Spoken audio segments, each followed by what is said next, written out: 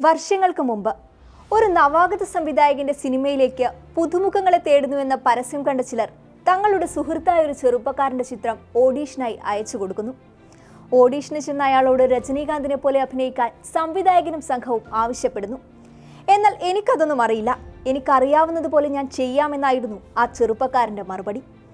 ആരെക്കുറിച്ചാണ് പറഞ്ഞു വരുന്നതെന്ന് മനസ്സിലായല്ലോ. ഗുഡ് ഈവനിങ് മിസ്സിസ് പ്രഭാ നരേന്ദ്രൻ എന്ന് പറഞ്ഞ തോളു ചിരിച്ച മലയാള സിനിമയിലേക്ക് കടന്നു വന്ന ആ മനുഷ്യനെ കുറിച്ച് തന്നെ. പിന്നീട് കുഞ്ഞുങ്ങൾ മുതൽ അമ്മമാർ വരെ അയാളെ നെഞ്ചോട് ചേർത്ത് വിളിച്ചു ലാലേട്ട എന്ന. ഗുഡ് ഈവനിങ് മിസ്സിസ് പ്രഭാ നരേന്ദ്രൻ.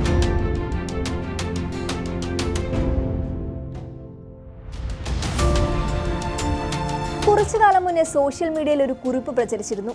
അതിങ്ങനെയാണ്: ബോളിവുഡിന് ആക്ഷനും ഡാൻസും ചെയ്യാൻ ഹൃത്തിക് ഉണ്ട്, സ്റ്റൈലിഷ് റോളുകൾക്കും കോമഡിക്കും ഷാരൂഖ് ഉണ്ട്, അഭിനയ പ്രാധാന്യമുള്ള റോളുകൾക്ക് അമീർ ഖാൻ ഉണ്ട്.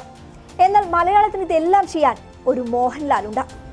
മോഹൻലാലിനേക്കാൾ വലിയ താരത്തെയോ നടനെയോ മലയാള സിനിമ കണ്ടിട്ടില്ല എന്ന് പറഞ്ഞാൽ അത് അതിശയോക്തിയാകില്ല.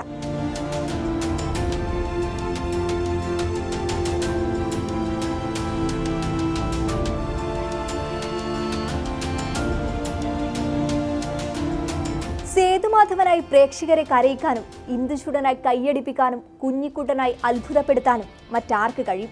എന്നാൽ സമീപകാലത്ത് പുറത്തിറങ്ങിയ പല മോഹൻലാൽ ചിത്രങ്ങൾക്കും തിയേറ്ററുകളിൽ വലിയ വിജയങ്ങൾ നേടാൻ കഴിഞ്ഞില്ല എന്നതൊരു വസ്തുതയാണ്. വമ്പൻ ബജറ്റുകളും ഹിറ്റ് സംവിധായകരും ഒപ്പമുണ്ടായിട്ട് പോലും പല സിനിമകളും പരാജയപ്പെട്ടു. കോവിഡാനന്തരം നേരൊഴികെയുള്ള മോഹൻലാൽ സിനിമകൾക്കൊന്നും വലിയ ചലനങ്ങളും സൃഷ്ടിക്കാനായില്ല. ഇതോടെ അനായാസ അഭിനയം കൊണ്ട് വിസ്മയിപ്പിച്ച ലാലേട്ടനെ നഷ്ടമായെന്ന് പലരും പറയാൻ തുടങ്ങി. മോഹൻലാലിനൊരു തിരിച്ചുവരവ് എന്ന് സാധിക്കുമെന്ന ചോദ്യങ്ങളും ഉയർന്നു. അല്ല, മോഹൻലാലിനൊരു തിരിച്ചുവരവ് സാധ്യമാണോ? തിരിച്ചു വരാൻ മോഹൻലാൽ എവിടെയും പോയിട്ടില്ല. വിരലുകൾ കൊണ്ടുപോലും കഥാപാത്രങ്ങൾക്ക് ജീവൻ നൽകുന്ന മലയാളത്തിന്റെ ലാലേട്ടനെ അളക്കാൻ ഈ സിനിമകൾ മാത്രം പോരാ എന്നതാണ് യാഥാർത്ഥ്യം. ഈ അടുത്ത കാലത്ത് ഒരു അഭിമുഖത്തിൽ സിദ്ദിഖ് പറഞ്ഞതുപോലെ, മോഹൻലാലിന്റെ ഒരു 10 പടം ഫ്ലോപ്പായാൽ എല്ലാവരും മോഹൻലാലിനെ കുറ്റം പറയും. എന്നാൽ ഒറ്റ പടം മതി ആ പറഞ്ഞതൊക്കെ തിരുത്താൻ. 4 പതിറ്റാണ്ട് കാലത്തെ അഭിനയ ജീവിതത്തിൽ പലയാവർത്തി അദ്ദേഹം അത് തെളിയിച്ചിട്ടുണ്ട്.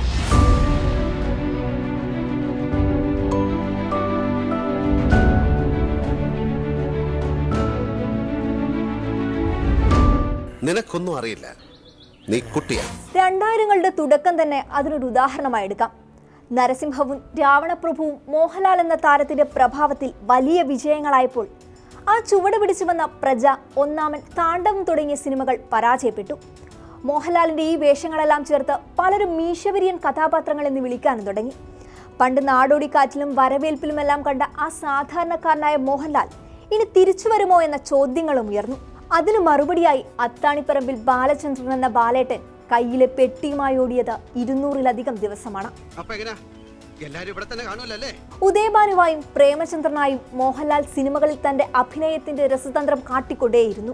ഇതിനിടയിൽ തന്നെ മോഹൻലാലിന്റെ ഒരു മീശപിരിയൻ കഥാപാത്രം തിയേറ്ററുകളിൽ ആഘോഷമായി മാറിയിരുന്നു. കർക്കിടക മാസത്തിലെ മഴവെള്ളപ്പാച്ചിലിൽ പുഴ നീന്തി തടിപിടിക്കുന്ന ഒരു നാടിനെ മുഴുവൻ വരച്ച വരയിൽ നിർത്തുന്ന മുള്ളംകൊല്ലി വേലായുധൻ.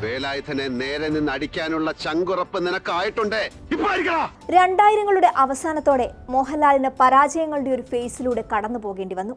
എന്നാൽ 2013 ക്രിസ്തുമസ് സീസണിൽ മോഹൻലാൽ ഒരു തൊടുപുഴക്കാരൻ കേബിൾ ഓപ്പറേറ്ററായി എത്തിയപ്പോൾ പിന്നെ നടന്നതെന്തെന്ന് പറയേണ്ടതില്ലല്ലോ.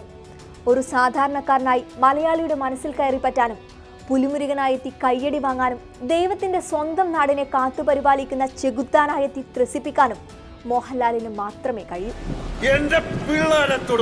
അയാൾ 500 കിലോയ്ക്ക് മുകളിൽ ഭാരമുള്ള കടുവയെ അടിച്ചു മലർത്തുമ്പോൾ പ്രേക്ഷകരിൽ അതൊരു അതിശയോക്തി തോന്നിയില്ല. അവിടെ അയാളല്ലാതെ മറ്റാരായാലും ആളുകൾ വിശ്വസിക്കുകയുമില്ല. എന്റെ റോൾ അത് മറ്റാർക്കും ചെയ്യാൻ പറ്റില്ല. കഴിഞ്ഞ 4 പതിറ്റാണ്ടായി മലയാള ജീവിതത്തിന്റെ സമഗ്രതകളിൽ ലയിച്ചു ചേർന്നിരിക്കുന്ന പ്രാതിനിധ്യമാണ് മോഹൻലാൽ. അയാൾ അല്പം നാണത്തോടെയുള്ള ആ ചിരി ചിരിച്ചപ്പോഴൊക്കെ മലയാളിയും കൂടെ ചിരിച്ചു. അയാൾ കരഞ്ഞപ്പോഴൊക്കെ മലയാളിയുടെയും കണ്ണു നിറഞ്ഞു. അയാൾ പറഞ്ഞ ഡയലോഗുകൾ ഏവരും ഏറ്റുപറഞ്ഞു. അയാളെ കണ്ട് റെയ്ബാൻ ഗ്ലാസുകൾ വെച്ചു.